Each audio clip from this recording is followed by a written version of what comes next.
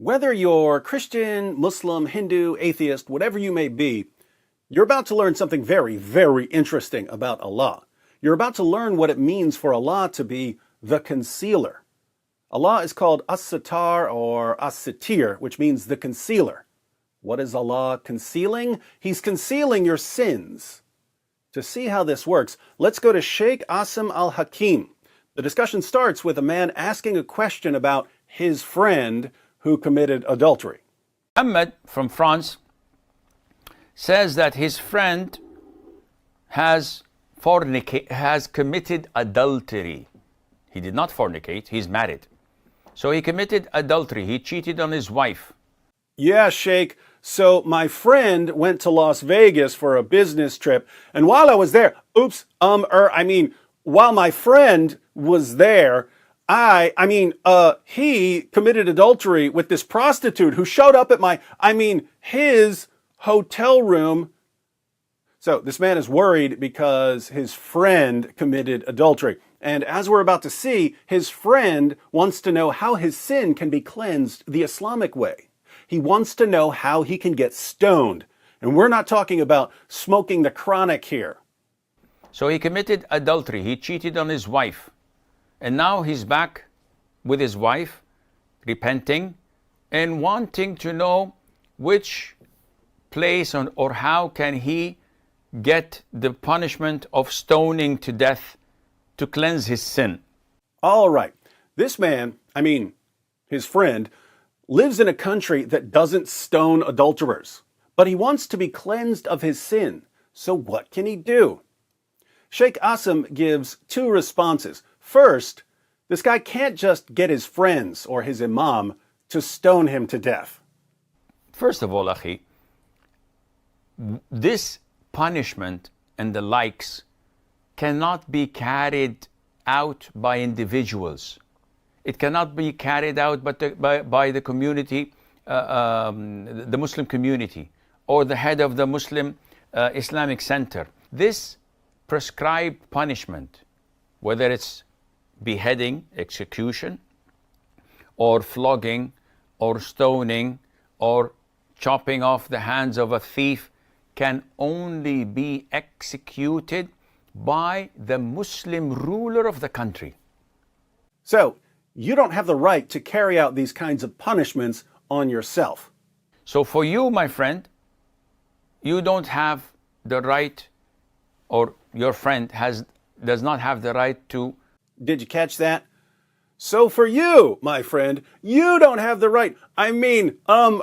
Your friend doesn't have the right. Your friend does not have the right to ask others to stone him to death. And if he does, then he would be committing suicide. Those who stoned him would be murderers and must be punished according to Islamic law. Second, if you got away with adultery, then Allah helped you get away with it. So just keep quiet about it. So what to do, Sheikh? Akhi, Allah, one of his beautiful names is al-Sitteer, the one who conceals. Allah is the concealer of your sins. Get ready for the only concealer you'll ever need. He's the concealer of sins. He's the best of concealers. Who's better than Allah at concealing your sins so that no one knows about them? Now, what if Allah conceals a man's sins, but the man feels guilty about what he's done and he wants to confess? What then? So if Allah concealed your sin, it is a sin for you to go and tell others about it. It's a sin to go to your wife and say, listen, hon, when we were separated, I did this and this and this. Totally haram. Totally sinful. And it's sinful for you to go and expose it to others. So, if you commit adultery and you get away with it, this means that Allah has concealed your sin. And under no circumstances should you ever confess what you've done. It'll be your little secret with Allah. So, what's between you and Allah remains between you and Allah. Ask Allah for forgiveness, and Allah would erase your sins. What's between you and Allah stays between you and Allah. What's between you and Allah remains between you and Allah. This guy literally stole the motto of Las Vegas and applied it to his God. What happens in Vegas stays in Vegas. What's between you and Allah stays between you and Allah. If Allah were a city, he would be Las Vegas. What's between you and Allah remains between you and Allah. Now, there are a few obvious problems with Islam here. One, if you struggle with sin, confession and accountability are usually very important parts of resisting temptation in the future. When you cover up what you've done and you avoid accountability, you end up living a double life. There's the public you, noble and virtuous, and then there's the private you, a slave to sin. Which one is the real you? You guessed it, the one who does what he does when no one's looking. So Islam is giving horrible advice here. What's between you and Allah remains between you and Allah. 2, according to Islam, if you don't get caught for your sin, it's because Allah concealed your sin. But the only way for a man to get caught committing adultery, according to Islam, is if there are 4 male witnesses. So Islam makes it almost impossible for a man to get caught committing adultery.